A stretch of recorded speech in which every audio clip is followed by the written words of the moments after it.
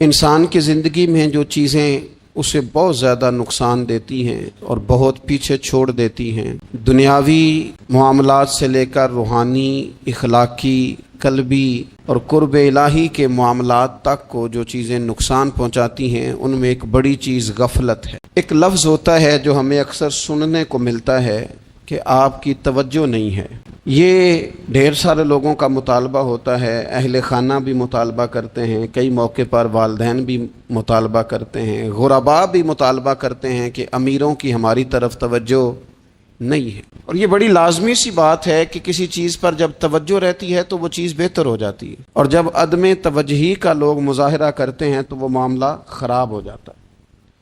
یہ جو عدم توجہ ہے اسی کو غفلت کہتے ہیں، اور جب انسان کے مزاج پر غفلت طاری ہوتی ہے اور غفلت اس پر پوری طرح غلبہ کر لیتی ہے تو پھر اس کی زرخیز زمین کو وہ بنجر کرتی ہے۔ غفلت انسانی دل کے لیے بڑی نقصان دہ چیز ہے اور انتہائی تکلیف اور ضرر کا باعث ہے۔ دلوں پر جو قحط نازل ہوتا ہے، قحط، ویران ہو جاتے ہیں دل، اور جو دلوں پر خشکی نازل ہوتی ہے کہ طبیعتیں خشک ہو جاتی ہیں، یہ غفلت کی وجہ سے ہوتی ہے۔ جو لوگ غافل ہو جاتے ہیں نا، اپنے معاملات کا دھیان نہیں رکھتے، دیکھیں نا، آپ کو کھانا کھاتے بھی غافل نہیں ہونا چاہیے۔ اگر کھانا بھی غیر معتدل کھا لیا جائے تو وہ انسان کی طبیعت کے لیے باعث ضرر بن جاتا ہے، نقصان کا باعث بنتا ہے۔ بات کرتے ہوئے بھی غافل نہیں ہونا چاہیے، کئی دفعہ جملے ایسے نکل جاتے ہیں جو انسان کے لیے پھر شرمندگی کا باعث بنتے ہیں۔ انسان کو غافل ہو کر کوئی کام نہیں کرنا چاہیے، غافل ہو کر، مدہوش اور بے ہوش ہو کر نہیں۔ غفلت دل کو ویران کرتی ہے، طبیعت میں خشکی لاتی ہے۔ غافل کبھی نہ بنے۔ قرآن مجید فرقان حمید نے ارشاد فرمایا کہ اقترب للناس حسابہم، فرمایا لوگوں کے حساب کا وقت قریب آ گیا، وہم فی غفلت معرضون، اور وہ ابھی بھی غفلت میں منہ پھیرے ہوئے ہیں۔ ٹائم آ گیا حساب دینے کا لیکن وہ ابھی بھی غافل ہیں۔ ہمارے جو زیادہ تر نقصان زندگی میں ہوئے ہیں وہ صرف ہماری غفلت کی وجہ سے ہوئے۔ ہم نے چیزوں پر توجہ نہیں دی، چیزیں گڑبڑ ہو گئیں۔ جس آدمی نے پھول لگائے ہوں، پھل لگائے ہوں، کھیتی لگائی ہو، وہ دانہ ڈال کے پانی دے کے فارغ نہیں ہو سکتا، اسے توجہ کرنی پڑتی ہے۔ اور کسی نے کہا تھا مالی جیندے ہون تو پھر بوٹے سوکھدے نہیں۔ اگر موجود ہونا ان کو سینچنے والا، رکھوالی کرنے والا، تو پھر ان کی جڑیں کبھی خشک نہیں ہوا کرتی۔ ہماری جو غفلتیں ہیں یہ بڑی ضرر کا باعث ہیں، نقصان کا باعث، اور مجبوری معاف ہوتی ہے، غفلت معاف نہیں ہوتی۔ اسکول میں پڑھتے تھے، مدرسے میں پڑھتے تھے، ایک مجبوری ہو گئی جی، خدا نہ خواستہ گھر میں کوئی پریشانی ہو گئی تو اساتذہ اس پر سزا نہیں دیتے۔ کوئی خوشی کا موقع ہے گھر میں، فیملی میں کسی کی شادی ہے، اساتذہ اس پر سزا نہیں دیتے۔ لیکن اگر کبھی پتہ چلتا تھا نا کہ یہ گھر سے تو آیا تھا لیکن مدرسے نہیں آیا، یہ اسکول نہیں آیا، رستے میں غافل ہو گیا، تو یہ بات خوفناک تھی۔ یہ قابل سزا جرم تھا کہ تو غافل ہو گیا اپنی پڑھائی سے، تو گھر سے آیا اور یہاں نہیں آیا۔ غفلت قابل سزا ہوتی ہے، مجبوری کی معافی ہوتی ہے۔ ہمارا آج کل جو مسئلہ ہے وہ غفلت کا ہے۔ ڈھیر سارے لوگ ہیں، سمجھدار بھی ہیں، سیانے بھی ہیں، معاملہ فہم بھی ہیں، باشعور بھی ہیں، تعلیم کی ڈگریاں بھی رکھتے ہیں، لیکن اگر ان کی زندگیوں کی تکلیفوں کو دیکھا جائے اور بے آباد روح کو دیکھا جائے اور سجدوں سے ان کی دوری کو دیکھا جائے تو ایک ہی بات سمجھ میں آتی ہے کہ پتہ سارا ہے لیکن لے ڈوبی ہے غفلت، توجہ نہیں کی۔ لائق بچہ بھی نالائق ترین زندگی گزارتا ہے، اس لیے کہ اس کے لائق ہونے کے ساتھ ساتھ اس کا توجہ کرنا بھی تو ضروری ہے نا۔ نرے لائق کا کیا فائدہ اگر وہ محنتی نہیں، اگر وہ توجہ ہی نہیں کرتا، اپنا سبق دھیان سے سنتا پڑھتا ہی نہیں، تو بھی جتنا مرضی لائق ہو پیچھے رہ جائے گا۔ اور کئی نالائق ہوتے ہیں، رٹا لگا کے پاس ہوتے ہیں، پر چلو رٹا تو لگاتے ہیں نا، محنت تو کرتے ہیں نا، جدوجہد تو کرتے ہیں۔ کئی نالائق جدوجہد کے باعث آگے گزر جاتے ہیں اور کوئی اسی چکر میں رہ جاتے ہیں، میں بڑا لائق ہوں، کل پڑھ لوں گا، پرسوں پڑھ لوں گا، ہفتہ تیاری کر کے پاس ہو جاؤں گا۔ اپنی زندگی سے غفلت کا پردہ اٹھائیں، اور غفلت اس کے لیے فیصلہ کرنے کی ضرورت ہوتی ہے، پلاننگ کرنے کی نہیں، فیصلہ کرنے کی ضرورت ہوتی ہے کہ میں نے اب غفلت کرنی۔ ہم نہ جب بھی کوئی پروگرام بناتے ہیں تو منصوبہ بندی شروع کر دیں، منصوبہ بندی نہ کریں، فیصلہ کریں، کہیں کہ میں نے غافل نہیں ہونا. غفلت غرق دنیا کا نام ہے. اپنے آپ کو غفلت سے بچائیں. آپ دیکھیں حضرت کعب بن مالک رضی اللہ تعالیٰ عنہ فرماتے ہیں، بخاری میں موجود ہے، فرماتے ہیں کہ جنگ میں پیچھے رہ گیا تھا. میرا خیال تھا کل چلا جاؤں گا، گھوڑے اور سواریاں میرے پاس تیز ہیں، مضبوط ہیں، پرسوں چلا جاؤں گا، تیزی سے بھاگ کے میں پہنچ جاؤں گا، میں قافلے کے ساتھ شامل ہو جاؤں گا. لیکن بس تھوڑی سستی ہو گئی، ذرا غفلت ہو گئی. آپ فرماتے ہیں جب سب لوگ چلے گئے حضور علیہ السلام کے ساتھ جہاد میں اور میں پیچھے رہ گیا، تو پھر جب چند دن گزر گئے اور محبوب کے واپس آنے کا ٹائم ہو گیا، تو اب میں غور کرتا سمجھتا تو مجھے مدینے میں یہاں بزدل لوگ نظر آتے. اور کون نظر آتے؟ جو منافق تھے. وہ منافق بزدل دکھائی دیتے یا مجھے عورتیں اور بچے دکھائی دیتے. میں پریشان ہوا. حضور واپس آ گئے. جنہوں نے بہانے کیے تھے نا منافقین نے، یہ مجبوری تھی اس لیے نہیں جہاد پہ گئے، یہ جنہوں نے بہانے کیے تھے انہیں مل گئی معافی. اور میں نے سچ بولا. میں نے کہا یا رسول اللہ میں غافل ہو گیا تھا. اب کہتے ہیں میں نے جب کہا نا حضور سستی ہو گئی تھی، ذرا غفلت ہو گئی. تو بندہ محبوب سے ہی غافل ہو جائے، بندہ وہیں سے غافل ہو جائے. جو دم غافل سو دم کافر، سانو مرشد اے ہو پڑھایا. جب کہا نا حضور وہ غلطی ہو گئی، کوئی مجبوری نہیں تھی، تو فرماتے ہیں باقیوں کو معافی مل گئی. میرے ساتھ حضور ناراض ہو گئے. ایک دن نہیں، 2 دن نہیں، 50 دن حضور ناراض رہے. مدینے کی گلیوں نے مجھے پہچاننا چھوڑ دیا. در و دیوار سے مجھے یوں لگتا تھا کہ میں پردیسی ہوں. فرماتے ہیں میں مسجد میں آتا تھا، میں جب محبوب کو دیکھتا تو حضور رخ انور پھیر لیتے، اور مجھے پتا تھا جب میرا چہرہ ادھر ادھر ہوتا تو پھر کریم رحمت کی نظر فرماتے. فرماتے ہیں 50 دن مسلسل. پھر مجھے حکم ہوا کہ بیوی بھی بھیج دو، میکے بچے بھی بھیج دو، ننہال یعنی تنہا رہ جاؤ. فرماتے ہیں وہ میں نے قید تنہائی کاٹی، لیکن شکر اللہ کا یہ ہے کہ میں سچا تھا، بس ذرا بھول گیا تھا، بس ذرا غفلت ہو گئی تھی. تو فرماتے ہیں پھر اللہ تبارک و تعالیٰ نے میرے اوپر فضل یہ فرمایا کہ میری توبہ کا اعلان رب نے قرآن مجید میں فرمایا. تو غافل نہ بنے کبھی بھی. ہمارا نا مسئلہ یہ ہے، اور آپ نے ناراض نہیں ہونا، ڈھیر سارے لوگ غافل ہو جاتے ہیں.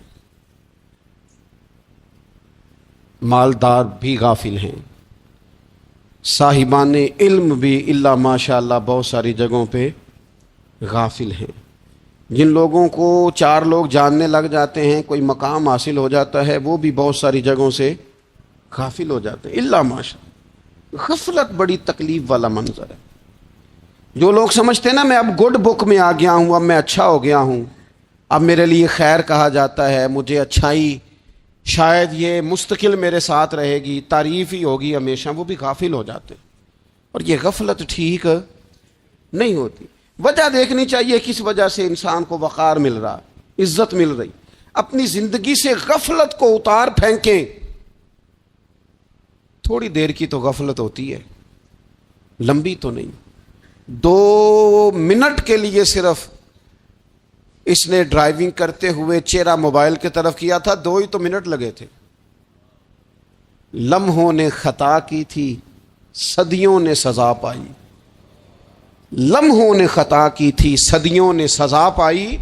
ایک لمحے کے لیے غافل ہوئے تھے اور صدیاں، نسلیں روتی رہ گئیں پیچھے، بچے تڑپتے رہ گئے، اہل خانہ پریشان رہ گئے، ماں باپ ساری زندگی روتے رہے. لیکن یہ 2 منٹ کے لیے.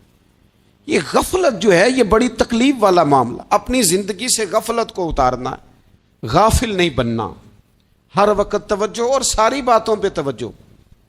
بعض اوقات لوگ ایک طرف توجہ کر کے ایک طرف سے غافل ہو جاتے ہیں. نہ، توجہ ہمہ پہلو رکھنی ہے.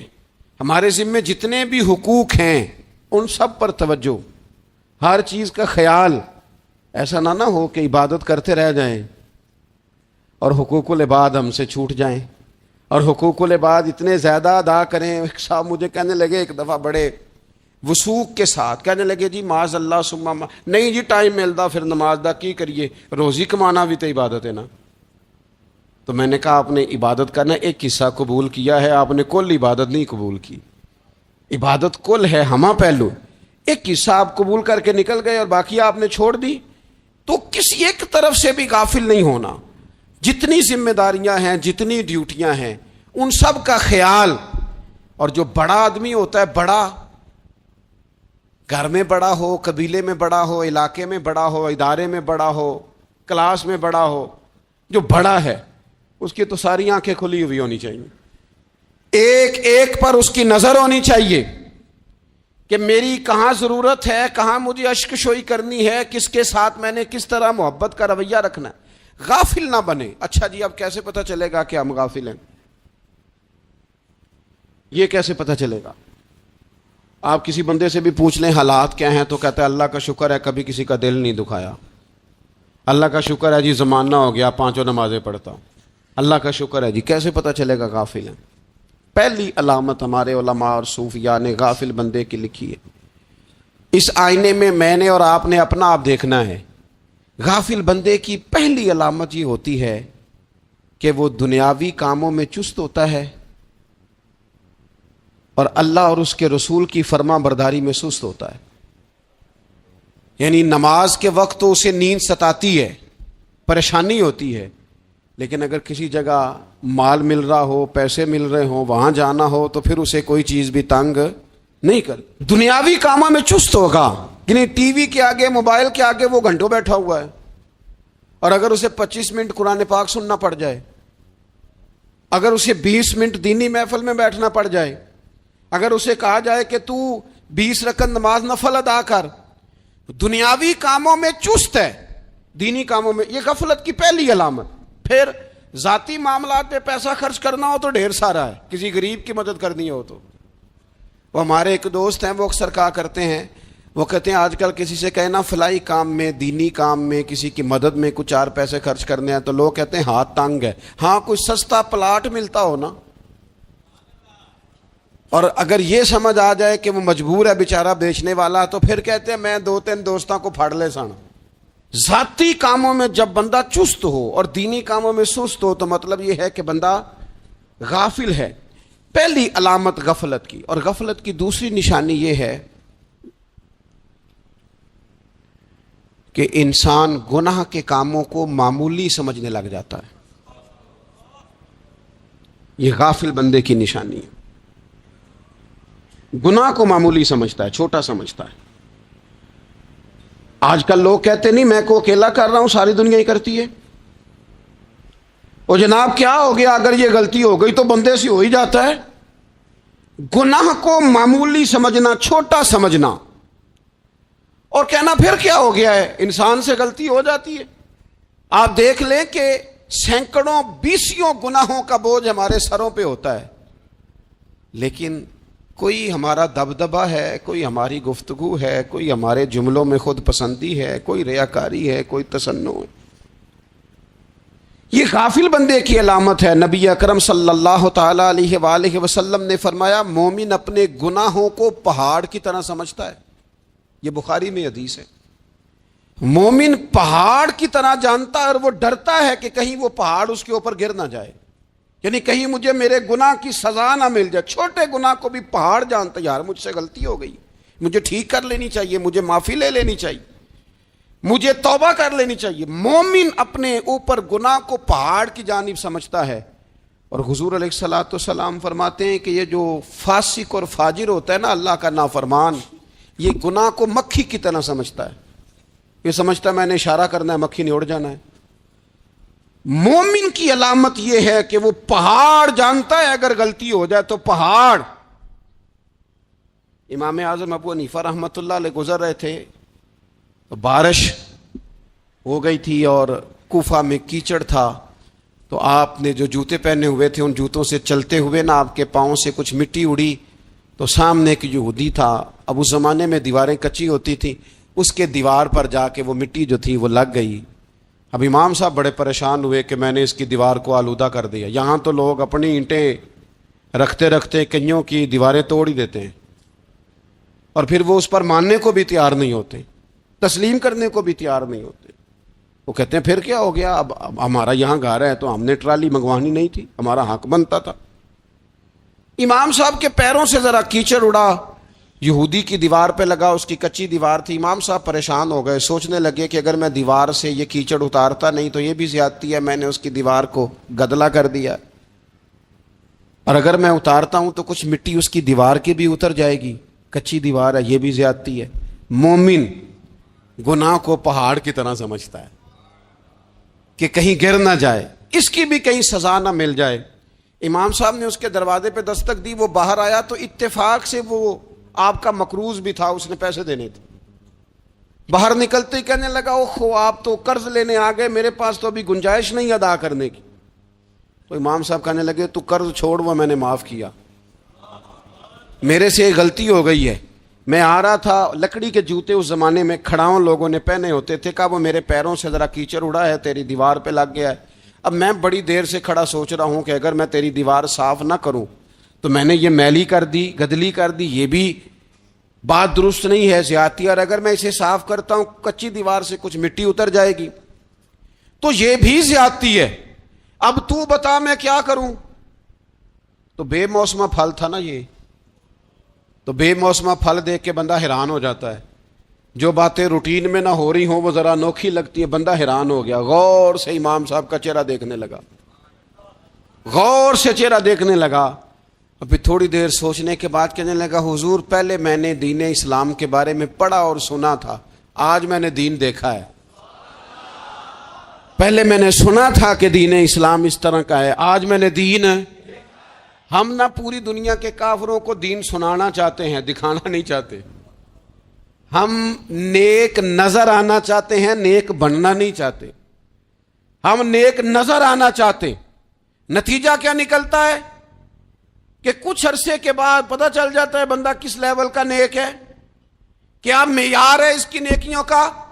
کہنے لگا حضور پہلے میں نے دین سنا تھا، آج دیکھا ہے.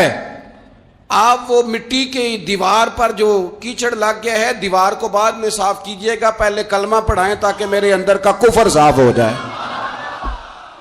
مجھے مسلمان کر دیں. تو غافل آدمی جو ہوتا ہے نا وہ پھر تیسری بات، جب بندہ بہت زیادہ غافل ہو جاتا ہے پھر اعلانیہ گناہ کرنے لگتا ہے. ایک گناہ پھر اس کا اظہار گناہ. ایک بندہ حدیث پاک میں آتا ہے، ایک بندہ رات کو کوئی غلطی کرتا ہے، اللہ تعالیٰ اس پہ پردہ ڈال دیتا ہے، لیکن وہ سویرے خود لوگوں کو بتاتا پھرتا ہے میں نے یہ کیا، میں نے یہ کیا. جب آپ اظہار گناہ کرتے ہیں نا تو سامنے والا بھی دلیر ہوتا ہے، کہتا ہے اس نے کیا میں کر لوں گا تو پھر کیا ہوا. ہمارے علماء نے لکھا ہے کسی کی نماز قضا ہو جائے تو کسی کو بتائے نہ، قضا پڑھ ڈالے، اس کا جگہ جگہ ذکر نہ کرے. جب آپ کہیں گے نا میری قضا ہو گئی تو آپ کے ساتھ رہنے والا بچہ دوست سمجھے گا یار اس کی قضا ہو گئی ہے تو میری بھی ہو جائے گی تو کیا ہو. گناہ کرنا بھی گناہ ہے اور گناہ کا اظہار بھی گناہ ہے. نبی اکرم صلی اللہ تعالی علیہ وآلہ وسلم نے ارشاد فرمایا میری ساری امت کو معافی مل جائے گی سوائے ان لوگوں کے جو اعلانیہ گناہ کرتے ہیں. یہ بخاری مسلم دونوں میں حدیث موجود ہے. جو اعلانیہ گناہ، جنہوں نے خود ساری دنیا کو گواہ بنا لیا، میں نے یہ بھی جرم کیا، یہ بھی کیا، یہ بھی کیا، یہ بھی کیا، خود انہوں نے لوگوں کے، بہت بڑے غافل آدمی کی علامت ہے کہ گناہ کرے اور پھر اوپر سے اعلانیہ گناہ کرے، اتنا بڑا جرم کرے. پھر چوتھی علامت اگر ہم دیکھنا چاہیں کہ ہم غافل تو نہیں، تو غافل بندے کی چوتھی علامت یہ ہوتی ہے کہ وہ فضول کاموں میں وقت بڑا ضائع کرتا ہے. فضولیات میں ادھر بیٹھے ہیں ادھر بیٹھے ہیں، یہاں گپ شپ ہو رہی ہے، وہاں موبائل دیکھا جا رہا ہے، پھر کچھ ٹائم ملا ہے تو پھر کہیں دور دراز کسی ہوٹل پہ کھانا کھانے چلے گئے، پھر کچھ ٹائم ملا تو چلو نکلتے ہیں ذرا کوئی ہفتہ سیر کر آتے، یہاں گپ شپ ہے، فلاں کو ڈسکس کر لیتے ہیں، فلاں کے بارے میں بات کر لیتے ہیں، سیاسی تبصرے کر لیتے ہیں، یہ تھوڑی گفتگو ہو جاتی، چلے محلے داروں پہ تبصرہ شروع کرتے ہیں، کون روٹی زیادہ کھا رہا ہے اور کس کے پاس پیسے زیادہ آ گئے، چلو جا کے پتہ کرتے ہیں. حالانکہ یہ پتہ نہیں کرنا چاہیے تھا، پتہ تو اس کا کرنا چاہیے تھا جو بیچارہ کل سے بھوکا ہے. خبر تو اس کی رکھنی چاہیے تھی جس بیچارے کے گھر میں بچوں کے لیے پہننے کو کپڑے موجود نہیں ہیں. اس پر تبصرہ یہ کرتے ہیں کہ یہ محنت کیوں نہیں کرتے، اور اگر کسی پر اللہ عطا کر دے پھر حساب ضرور لگاتے ہیں کہ ذرا معلومات کرو یہ اتنی جلدی آگے کیسے نکل گئے۔ غافل بندے کی علامت ہے وقت کا ضائع کرنا اور فضول کاموں میں ضائع کرنا اور بلا وجہ ضائع، اور ایسے سوالات کرنا جن کی ضرورت ہی کوئی نہیں، بالکل ضرورت ہی نہیں، کوئی مطلب ہی نہیں، لیکن ہم لوگ وقت ضائع، یہ غفلت کی علامت، غفلت۔ اللہ والوں کی علامت کیا تھی؟ ایک بات انہوں نے زندگی میں لے لی، سیکھ لی، پھر ساری زندگی اسی پہ گزار دی۔ ان کا ارادہ تھا نا کشکول سیدھا کیا۔ کچھ لوگ ساری زندگی لیکچر قبول لے کے سن کے پھر بھی سمجھنے کو تیار، یہ غافل دل کی علامت ہے۔ اس لیے نبی پاک صلی اللہ تعالی علیہ وسلم نے فرمایا دو نعمتیں ایسی ہیں جن میں اکثر لوگ غفلت میں ہیں، ایک صحت اور دوسری فراغت۔ لوگ بلا وجہ وقت ضائع کرتے ہیں۔ اللہ نے صحت دی ہے، کسی خیر کے کام میں لگائیں۔ اگر آپ کے پاس فارغ وقت ہے تو قرآن پاک کو یاد کریں، ترجمہ اور تفسیر سے پڑھیں، محبوب پاک علیہ السلام کی احادیث کو یاد کریں، اللہ والوں کی باتیں سنیں۔ وقت ملے تو عبادات میں لگائیں، نوافل میں لگائیں، تلاوت میں لگائیں، ذکر اذکار میں لگائیں، اور پھر اللہ مزید توفیق عطا کرے تو کسی کے بھلے میں وقت لگائیں، گلی سے کوئی کانٹا اٹھائیں، کوئی روڑا اٹھائیں، کوئی کسی کی مدد کریں۔ لیکن یہ غافل ہونے کی علامت ہے کہ اپنے وقت کو ضائع کرنا۔ اور پھر اسی طرح غفلت کی پانچویں علامت یہ ہے کہ اگر بندے کو دنیا سے پورا پیار ہو جائے، یعنی شب قدر میں بھی آ کے کہتا ہے یا اللہ کبھی پیسے دے دینا، شب برات والے دن بھی کہتا ہے کہ مالک اگر کبھی کوئی ایسا سبب لگ جائے نا، یعنی بیت اللہ شریف کے سامنے کھڑے ہو کے بھی اگر اس نے مال ہی مانگنا ہے وہاں بھی اس نے یہی سوال کرنا ہے، حب دنیا اتنی غالب آ جائے تو یہ غافل ہونے کی علامت۔ دنیا ضرورت ہے، مقصد نہیں ہے، دنیا کی حاجت ہے، مقصد نہیں ہے، یہ مقصود نہیں۔ اور جب لوگ فقط دنیا کے مال کو، دولت کو، نبی پاک علیہ السلام نے فرمایا وہ لعنتی ہے جو درہم اور دینار کا بندہ بن گیا ہے، پیسوں کا بندہ بن گیا ہے، مل جائے تو خوش ہوتا ہے، نہ ملے تو تکلیف میں آ جاتا ہے۔ یہ غافل بندے کی علامت۔ مومن تو وہ ہوتا ہے کہ دولت رزق حلال ضرور کماتا ہے تاکہ کسی کے آگے ہاتھ نہ پھیلانا پڑے، کوشش ضرور کرتا ہے، پر دنیا کو جیب میں جگہ دیتا ہے، دل میں نہیں دیتا۔ اس کی جگہ جہاں ہے اسے وہاں رکھتا ہے، اسے دل میں جگہ، دل تو ایک ہے، اس میں رب رسول کو بسائیں گے یا کسی اور کو بسائیں گے؟ تو حب دنیا یہ غافل ہونے کی بہت بڑی علامت ہے۔ پھر اسی طرح جو بندہ رب کریم کو جانتا نہیں نا وہ بھی غافل ہو جاتا ہے۔ ایک تو جو یہ نہیں نہ جانتا کہ رب کریم سزا دے گا، وہ مجھے دیکھ رہا ہے، اسے نہ اونگ آتی ہے نہ نیند آتی ہے، جو اس کی معرفت نہیں رکھتا کہ میرا رب ہر وقت مجھے دیکھ رہا ہے، وہ بھی غافل ہو جاتا ہے۔ جسے پتہ ہونا کہ مجھے دیکھ رہا ہے وہ غافل نہیں ہوتا۔ اور جو یہ سمجھ لیتا ہے نا کہ شاید معاذ اللہ ثم، اس یقین کو پکا نہیں کرتا، وہ غافل ہو جاتا ہے۔ اور ایک جو یہ نہیں نہ جانتا کہ رب مہربان کتنا ہے، وہ بھی غافل ہو جاتا ہے۔ مجھے بتائیے سب سے زیادہ تو بندہ اس کے دروازے پہ جاتا ہے نا جو سب سے زیادہ مہربانی کرنے والا ہو، اس دروازے سے بندہ اٹھتا ہی نہیں۔ تو جس کو یہ یقین ہو جائے نا سب سے زیادہ کرم فرمانے والی ذات اللہ رسول کی ہے، وہ کبھی رب رسول سے غافل نہیں ہوتا، وہ کبھی اللہ رسول کا دروازہ چھوڑ کے نہیں جاتا، وہ کبھی کسی اور جگہ جا کے پناہ تلاش نہیں کرتا۔ جسے پتہ چل جائے نا وہ کریم کتنا ہے، مہربان کتنا۔ ملا رومی رحمت اللہ علیہ فرماتے ہیں بہت بڑا مجرم تھا ایک بندہ، بہت بڑا گناہگار تھا، بت کو پوجتا تھا، تھک گیا، ساری رات بت کے سامنے کھڑا تھا، معاذ اللہ یا صنم یا صنم یا صنم کہتے، تھک گیا، نیند آ گئی، اونگ آ گئی۔ جب پوری طرح نیند آ گئی اور دماغ پہ نیند قبضہ کرنے لگی تو اس کے منہ سے نکل گیا، صنم صنم کہہ رہا تھا نا، نکل گیا یا صمد، او بے نیاز مالک۔ رب کریم نے فرشتوں سے فرمایا دوڑ کے جاؤ، جو کہتا ہے اسے دے دو۔ فرشتے کہنے لگے مالک وہ تو بت کو پکار رہا تھا، اس نے تو غلطی سے نام لیا ہے۔ فرمایا مجھے نہیں پتا، لیکن دیکھو نا اس نے مجھے پکارا تو ہے نا، کتنی دیر سے جھوٹے کو پکار رہا تھا، اس کا معاملہ حل نہیں ہوا، اب اگر سچے کو پکارنے پہ بھی حل نہ ہوا تو فرق کیا رہ جائے گا؟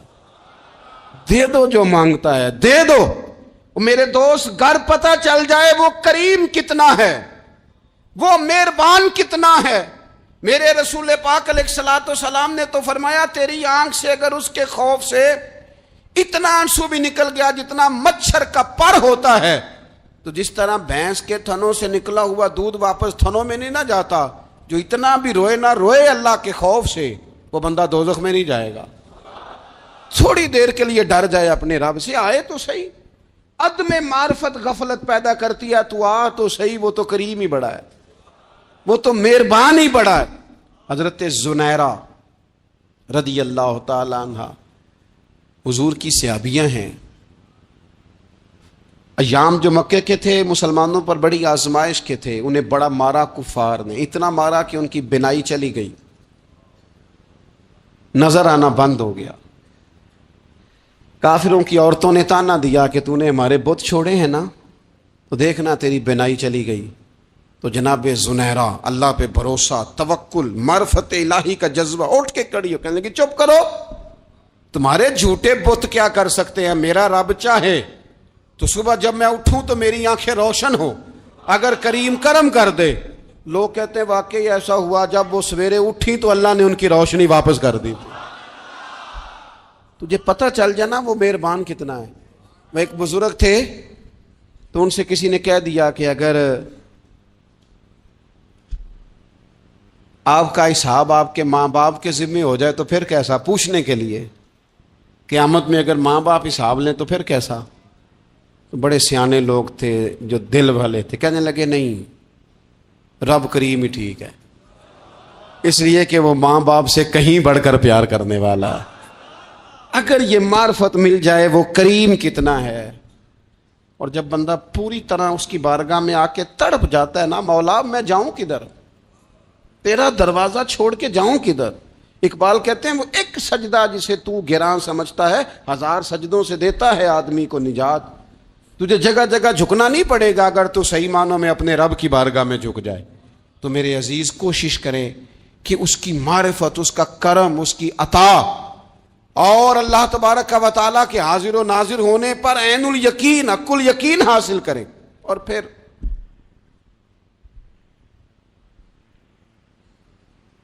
8ویں بات یہ ہے کہ غافل لوگوں کی صحبت بھی بندے کو غافل کر دیتی۔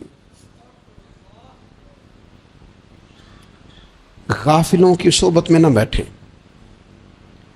ان کی صحبت میں بیٹھیں جن کے پاس بیٹھنے سے دل میں رب رسول کی محبت پیدا ہوتی۔ غافلوں سے بچیں۔ چنگیاں دے لڑ لگی ساں تے چولی چ پھل پئے، تے جدوں میں پیڑیاں دے سنگ رل گئی تے میرے اگلے بھی ڈول گئے۔ برے آدمی کی صحبت بندے کو غافل کر دیتی۔ غافلوں کی صحبت میں کبھی نہ بیٹھے، کبھی نہیں۔ غافل آدمی آپ کو غافل کر دے گا۔ میرے نبی پاک علیہ الصلوۃ والسلام نے فرمایا انسان اپنے دوست کے مذہب پر ہوتا ہے۔ یہ بہت بڑے لفظ ہیں۔ فرمایا المرء علی دین خلیلہ، انسان اپنے دوست کے مذہب پر ہوتا ہے۔ تو دیکھ تو نے دوست کس کو بنایا ہے، جو تیرے دوست کا مذہب ہوگا وہی تیرا ہو جائے گا۔ ہم نے دوست بنایا نا غوث پاک جیلانی کو، ہم نے یاری لگائی ہے نا داتا علی اجمیری سے، ہماری نسبت ہے نا معین الدین اجمیری سے، ہمارا تعلق ہے نا بہاؤالدین زکریا ملتانی سے، ہمارا رشتہ ہے نا حضرت مجدد الفسانی سے، ہم ماننے والے ہیں نا اعلیٰ حضرت بریلوی کے، ہمارا تعلق ہے کبھی جماعت علی سے کبھی مہر علی سے، ہمارا ان سے تعلق ہے تو صبح شام ہماری زبان پہ رہتا ہے بلغ العلا بکمالہ کشفت دجا بجمالہ حسنت جمیع خصالہ صلو علیہ وآلہ۔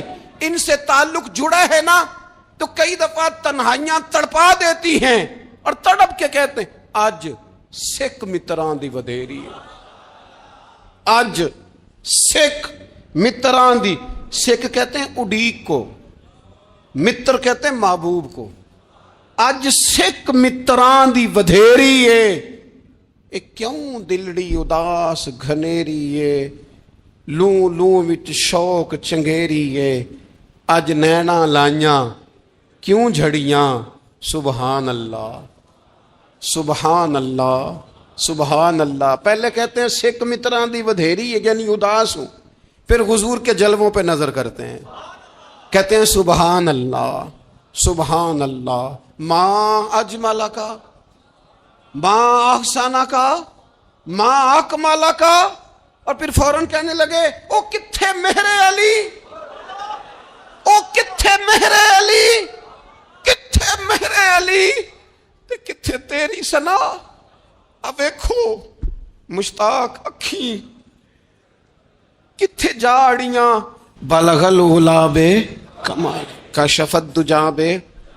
और मेरे आला हज़रत कहने लगे सरवर कहूं कि मालिक को मौला कहूं, बागे खलील का गुले ज़ेबा कहूं तुझे, तेरे तो वस्फ ऐबे तनाही से हैं बरी, हैरान हूं मेरे शाह मैं क्या क्या कहूं तुझे। गाफिल आदमी की अलामत है बुरे लोगों की सोबत में। खबरदार उनके पास ना बैठना जिनके पास बैठने से तुम्हारे दिलों में औलिया अल्लाह, अल्लाह के बंदों की अदावत पैदा हो।